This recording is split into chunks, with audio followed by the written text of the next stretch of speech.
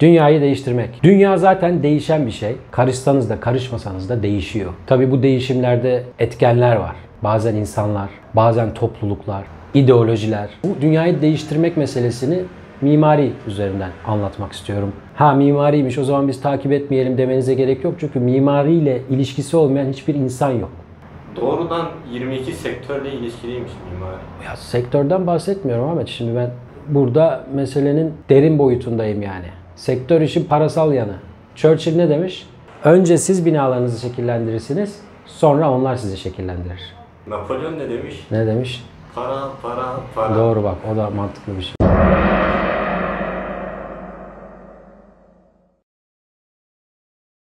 Ahmet sen ne diyordun?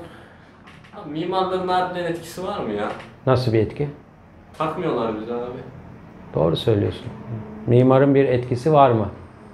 Ya mimarın etkisini ben sana anlatayım Ahmet. Kısa vadede mimarın bir etkisi yok derim ama beni yalanlayan insanlar çıkar. Örnek Le Corbusier. Fransız diye geçer ama aslında İsviçrelidir. Yani İsviçre asıllıdır. Le Corbusier de onun lakabıdır. Asıl adı da Charles Jeanneret'dir. Şimdi bu adam bugün içinde yaşadığımız apartmanların dünyaya yayılmasını sağlayan kişi. Bugünkü anlamda apartman mı? Bugünkü anlamda apartman. Yani onun zamanında bu kadar bir apartmanlaşma yoktu. Daha konutlar kişiye özeldi. Sistem daha farklı işliyordu. Oysa bu adam çıktı ve dedi ki artık biz kutular yapmalıyız. Bu kutuları üst üste koymalıyız. Daha hızlı inşa etmeliyiz. Daha sistematik olmalı her şey. Yolun genişliği belli olmalı. İşte yapıların uzaklığı birbirinden belli olmalı. Şu bu her şeyi hesaplayan, evin makinalaşması, yapının makinalaşması gerektiğine inanan bir insan bu. Ve bu böyle yaparak dünyayı aslında değiştirdi. Yani Le Corbusier dünyayı değiştirmedi diyemez kimse. Matematiksel anlamda her şeyi hesaplayıp bunu binaya çeviren, bunu kente çeviren bir mimar bu. Evet, bugün mimar dediğin nedir ben çizdiriyorum ona deniliyor olabilir. Ama işte Le Corbusier ve onun özellikle o dönemde onun gibi düşünen arkadaşlarının etkisiyle dünya bugün bu hale geldi. Olumlu mu, olumsuz mu? Bence olumsuz ama kişiye göre olumlu da olabilir. Bilemem. Bu kadar ama şu da var. Köyden kente göçen insanları nasıl barındıracağız sorunu hep en büyük sorundur mimarlar için. Corbusier böyle bir çözüm üretmiş. Ama şimdi de biz bugün apartmanlardan şikayet ediyoruz. Özellikle gelişmekte olan yani 3. dünya ülkelerinde Corbusier'in bu önerileri büyük oranda tutmuş vaziyette. Mesela Çin'e bakın şimdi. Yani Türkiye'ye bakın. TOKİ'lere bakın. Bunlar hep Corbusier'in idealize ettiği şeylerdi. Şimdi dünyayı bu anlamda Corbusier değiştirmiş. Evet. Ama mesela Corbusier'in örneğin etkisinin büyük olduğu bir kent var. Yeniden sıfırdan tasarlanan. O çünkü diyordu ki yapılar makinalaşmalı. Hatta binalar uçağa benzemeli. Çünkü uçağın hani uçaktaki o aerodinamik sayesinde uçabiliyor ya. Hani her şey dış etmenlere yönelik planlanarak, hesaplanarak oluşturulmuş mesela. Böyle de olunca diyor ki bina da bir makinedir diyor. Neden biz binaya gereksiz süsler yapalım diyor. Hiçbirini yapmayalım. Her şeyle insanın diyelim ki mutfaktan salona bir adam 3 adım atması mı gerekiyor? Onu hesaplayalım. İşte evinden çıktığında en kısa yoldan dış kapıya mı ulaşmalı? Onu hesaplayalım. İşte yoldaki 2 araba yan yana kaç metre mesafeden geçer? O her şey hesap üstüne Corbusier'de.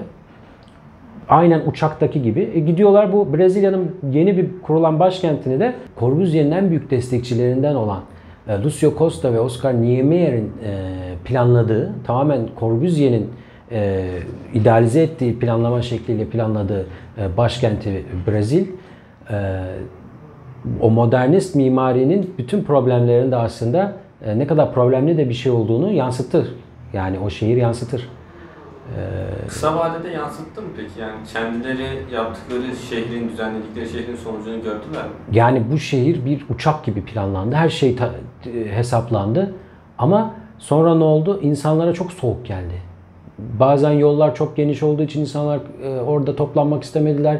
Binaların arasında çok fazla mesafe olduğu için gidip gelmeler zorlaştı ve şehir Marshall Berman'ın Katı olan her şey buharlaşıyor kitabında tariflediği gibi neredeyse ölü doğan bir şehir gibi oldu aslında.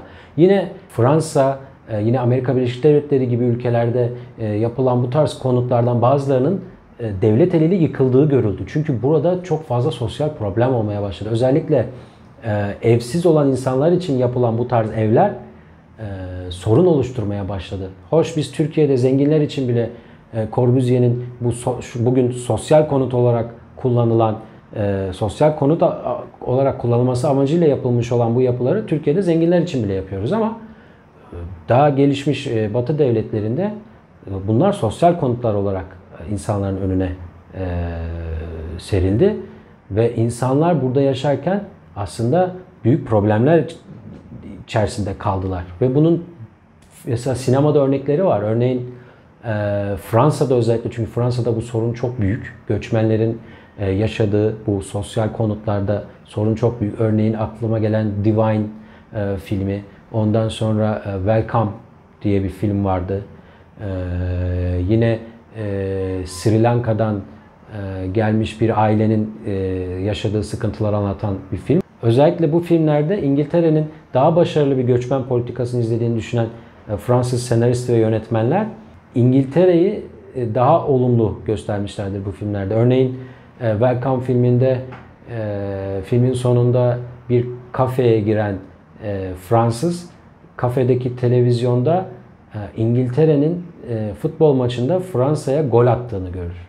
Çünkü Fransa göçmenlerini o Corbusier'in insanlığa sunduğu o dev yapı bloklarının içinde barındırmak istedikleri için ve bir anlamda da siz bizim halkımızdan uzak durun, dışarıda durun, alın size sosyal konut dediği için İngiltere'nin tersine Fransa'daki bu problemleri yönetmenler bu şekilde anlatmaya çalışmışlar. Le Corbusier'den sonra bir kişiden daha bahsedebilirim. O da Rem Koolhaas'tır. Rem Koolhaas Hollandalı bir mimar, İngiltere'de okumuş. Aslında Corbusier'den sonra, yani 2. Dünya Savaşı'ndan sonra o 68 kuşağı dediğimiz dönem oluyor Rem Koolhaas. Ve Avrupa'da olan 2. Dünya Savaşı'ndan sonra artık biz dünyayı değiştiremeyiz, dünyayı değiştirmeyi bırakalım, bu modernizmi bırakalım tavrının çok iyi bir örneğidir Rem Koolhaas. Corbusier'in ve arkadaşlarının kurduğu Siam'dan sonra aslında yine Siam'ı eleştirerek kurulan Team 10 grubu aslında Rem Koolhaas'ı anlatacak bir durum. Çünkü Team 10 artık dünyada daha küçük çaplı mimarilerin üretilmesi gerektiğini, dev planlamalar yapılmaması gerektiğini, bütün dünyayı, bütün insanlığı düşünerek tasarımlar yapılmaması gerektiğini düşünen insanlardan oluşuyor. Rem Koolhaas da böyle bir kişilik. Doktora tezini yapmak için New York'a gidiyor ve New York'ta Delirious New York isimli bir kitap yazıyor. Bu kitap tamamen insanların, özellikle o dönem Amerikalı mimarların çöp olarak tabir ettiği gökdelenlerin tam tersini anlamaya çalışan bir kitap. Bunun bir benzeri de yine Venturi'nin Learning from Las Vegas isimli kitabı. Yani Las Vegas'ı herkes kötülerken yazar Las Vegas'tan öğrenmekle mevcut mimariyi artık, yani o bizim kötülediğimiz mimari üzerinden bir şeyler yapmamız gerektiğini düşünüyorlar. Rem Koolhaas her ne kadar Corbusier ile çatışıyor gibi gözükse de aslında şöyle enteresan bir durum var. Corbusier bütün planlamaları matematiksel olarak yapıyordu. Aslında bugün, yani daha doğrusu Rem Koolhaas da tıpkı Corbusier gibi bütün her şeyi planlayarak, matematikselleştirerek, istatistikleştirerek gidip yapıya döküyor. Yani onun yaptıkları aslında bu bağlamda Corbusier ile çok benzeşiyor. Peki Rem Koolhaas dünyayı nasıl değiştirdi? Rem Koolhaas yaptığı binalara süreci dahil etti. Yani tasarım sürecini. Tasarım sürecinde olan biten her şeyi göstermeye başladı. Diyagramlar kullanmaya başladı. Ve bu diyagramları renklendirerek, popüler kültürü işin içine sokarak, her şeyi harmanlayarak insanlara mimariyi de bir anlamda anlatarak sunmaya başladı. Yani örneğin diyelim ki New York'taki bir gökdelende 15. katında bir fitness salonu vardı. Rem Koolhaas neden olmasın dedi ve bir yapının içerisine farklı işlevleri farklı renklerle doldurmaya başladı.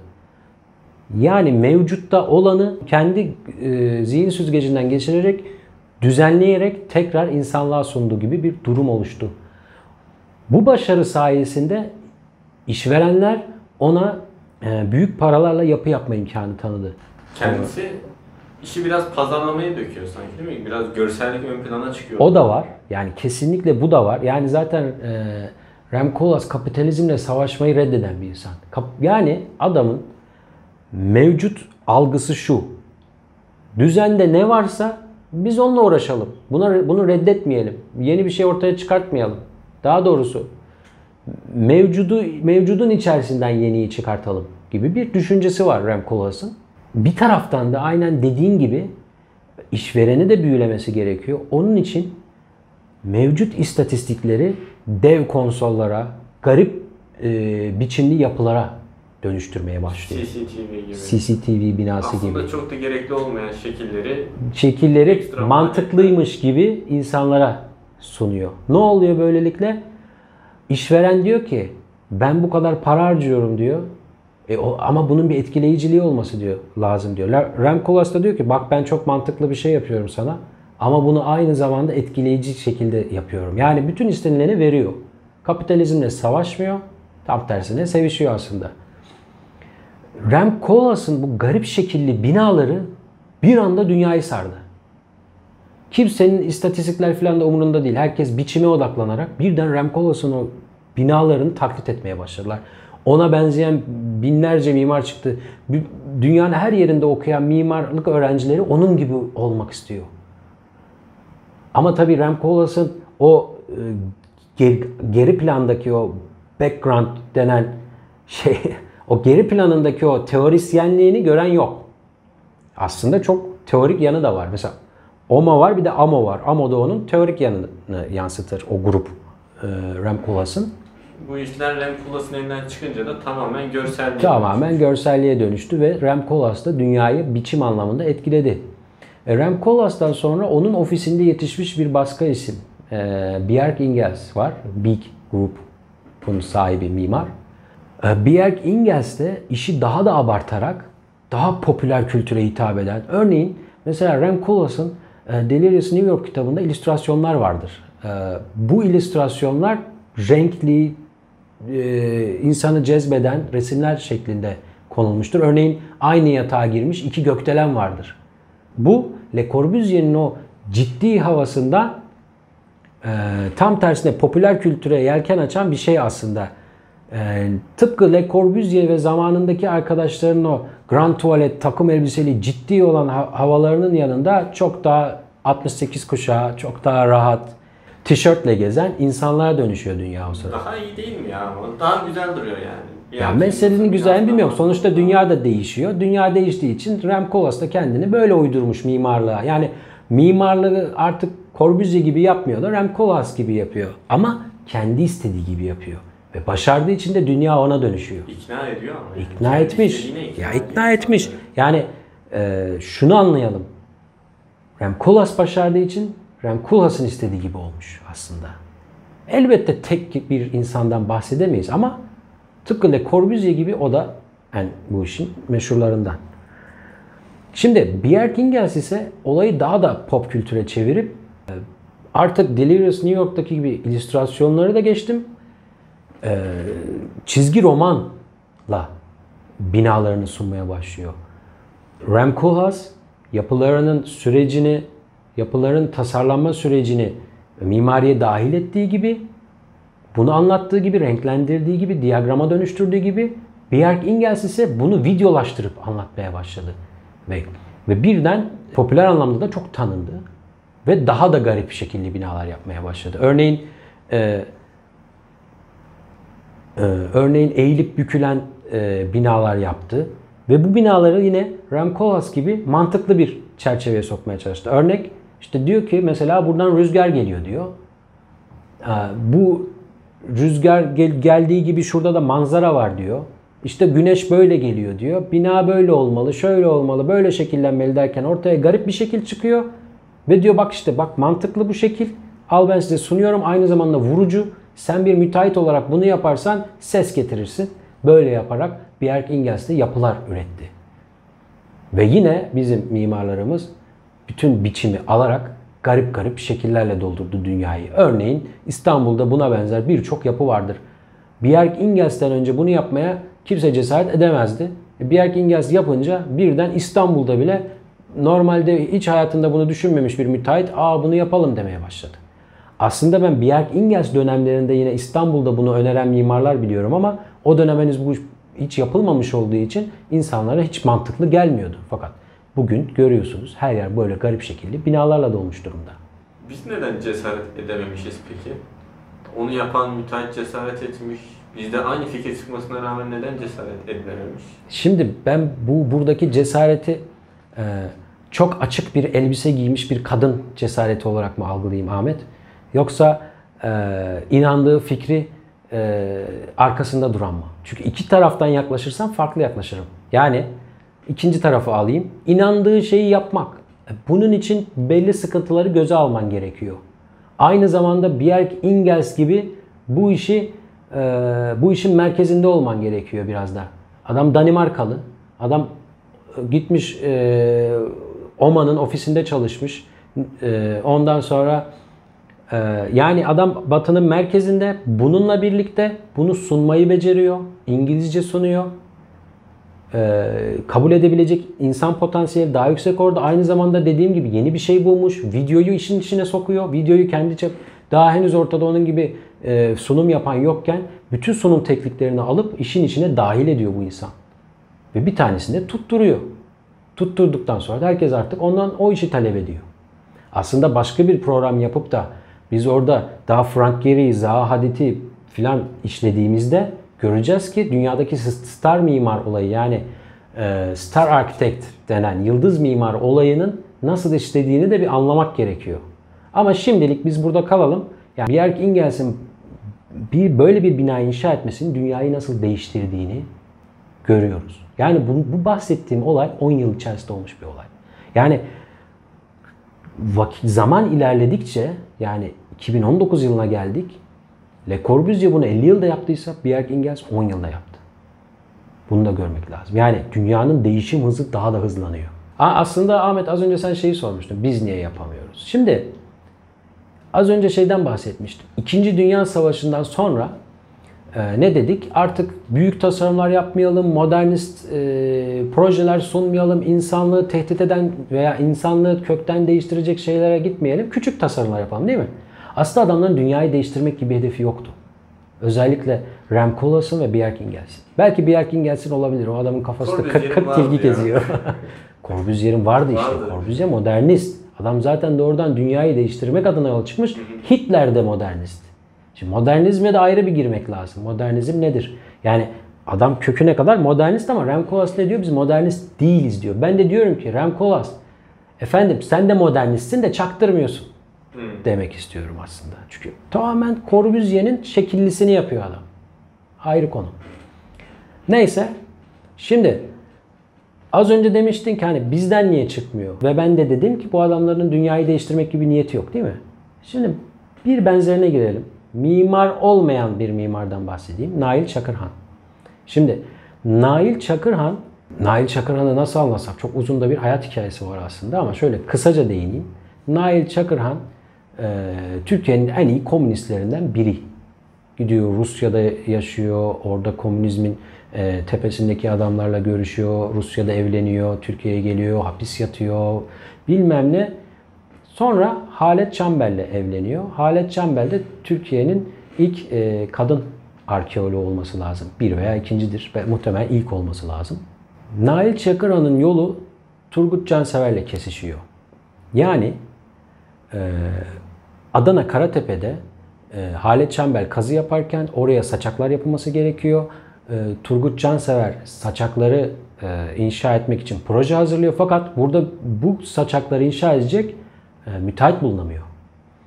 Müteahhit bulunamayınca bir şekilde nasıl oluyorsa bu iş Nail Çakırhan'ın önüne düşüyor. Eşeklerle su taşımak, çimento taşımak yukarılara, tepelere ve orada bu binayı bir şekilde inşa ediyorlar. Hatta oranın insanına yardım olsun diye okul ve karakolda yapıyorlar. Tamamen böyle istemsizce çıkan bir olay aslında. Ama ondan sonra orada yaptığı işleri beğenen Almanlar ona Türkiye'de bir iş veriyorlar. Bir okul işi veriyorlar. Okulun da müteahhitliğini yapıyor Nail Çakırhan ve buna benzer bir iki daha müteahhitlik daha yapıyor. Ondan sonra doktora diyor ki sen hastasın. Şöyle havadar, deniz kenarı bir yere git. O da doğduğu yer olan Muğla'ya dönüyor ve bir arsa satın alıyor. Bu arsaya kendisine bir ev yapıyor ama bu evi taştan ve ahşaptan inşa ediyor. Hatta o yaptığı dönemde taştan ve ahşaptan inşa edecek usta bulamıyor. 2 tane usta buluyor. Onlar da diyor ki biz beton işini bile bulamıyoruz. Sen bizden taş ahşap işi istiyorsun. Bir şekilde bu binayı yapıyor. Ondan sonra bu binayı gören insanlar ondan başkalarının da yapmasını istiyorlar. Nail Çakırhan o arkadaşlarına da o tanıdıklarına da bu evleri, binaları yapıyor. Ve ilerleyen süreçte dünyanın en büyük mimarlık ödüllerinden biri olan Ahan Mimarlık Ödülünü kazanıyor Nail Çakırhan.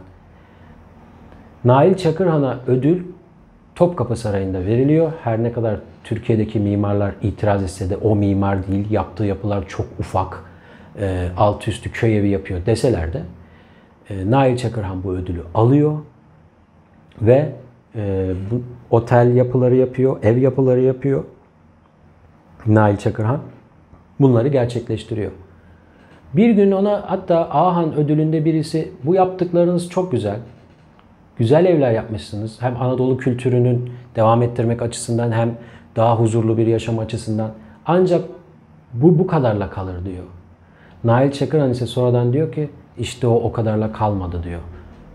Akyaka'da kural konuluyor. Deniyor ki Nail Çakırhan'ın yaptığı gibi evleri yapacağız diyor. Ve bugünkü Akyaka'nın öyle 2 katlı beyaz ahşap evlerden oluşmasının yegane nedeni mimarlık okumamış bir mimar olan Nail Çakırhan'ın yaptığı çalışmalar aslında. Yani o da dünyayı bir nevi değiştirmiş oluyor. Mimarsız mimarlığı mı savunuyorsun? Hayır, burada başka bir şey anlatıyorum. Bunu yapan bir mimar da olabilirdi. Ama inandığı işin severek yapıyor ve de güzel bir iş yapıyor ve o işte yayılıyor. Önemli olan severek yapmak diyorsun. Evet. İnan, yaptığın şeye inanman gerekiyor. Ya ben burada vicdancıyım. Yani vicdanına uyan şeyi yap diyorum. Çünkü her insanın vicdanı doğruyu da söyler, yanlışı da söyler. Ve kültür farklılığı denen bir şey var. Ortada bir Batı kültürü var. Bir de bizim kültürümüz var. Onlar için onların yaptıkları şeyler o konsepte doğru olabilir. Ama bize uyuyor mu? Zaten bugün Batı mimarlığından en çok çeken Batı dışı ülkelerdir. Bugün Çin'e gidelim, Vietnam'a gidelim, Türkiye'ye gelelim. Türkiye'deyiz zaten. Veya bir Orta Doğu ülkesine gidelim. Evet, Dubai. Dubai deneme tahtası. Yani şimdi kendi konseptleri içerisinde doğru oluyor ama onların aynısını yapmak isteyen diğer mimarlar veya batılı mimarlardan bunu talep eden diğer ülkelerde bu olmuyor. Daha fazla probleme yol açıyor. Çünkü zaten o insanlar öyle bir yaşam biçimine alışık değil. Sen tepeden indirip böyle yaşayacaksın diyorsun. Bunun adamlar alışık değil zaten. Ve üstüne üstlük buradaki sıkıntı daha da problemli halde büyüyor diğer ülkelerde. Böyle. Ben kendi fikrimi de söyleyeyim mi? Söyle. Bence en önemlisi sanki hep oradaymış gibi olması gerekiyor yapının, değil mi? Sanki yapıldığı zaman fark edilmeyecek bile yani. Hep oradaymışçasına bir yapı. Bunlar mimarlık hocalarının lafları Ahmet. Ben pek bilemiyorum. Bunlar böyle bana çok dogma geliyor yani. Ne diyeyim şimdi? Belki de doğru söylüyorsun da artık o kadar çok duymuşum ki bunları ve algılayamıyorum söylediğin cümleyi yani. Çünkü hocalar hep böyle şeyler söylüyor oradaymışçasına falan. Ya bizi de törpülediler abi. Ya bilmiyorum ya, o doğru da olabilir canım ama ben artık algılayamıyorum öyle cümleleri de o açıdan dedim yani. Anlatabildim mi? Yani bu da böyle dünyayı değiştirmek. Şimdi peki biz nasıl değiştiririz falan, valla onları bilmem ama insan inandığını yapmalı. Doğru biçimde, vicdanına uygun olanı. Değiştirmek de açıkçası değiştirmeyi ummaya gerek yok. Önemli olan kişinin kendi dünyasını değiştirmesi. Önce insan kendi dünyasını değiştirecek, öyle değil mi? Sonuçta bugün bir mimar olarak yaptığın üretim seni tatmin etmiyorsa dünyayı değiştirsen ne olur, değiştirmesen ne olur? Yaptığın iş başta seni değiştirmemiş. Vicdanımız rahat etmedi. Yani. Evet. Bunu da böyle bir özlü sözle bitirmiş olalım.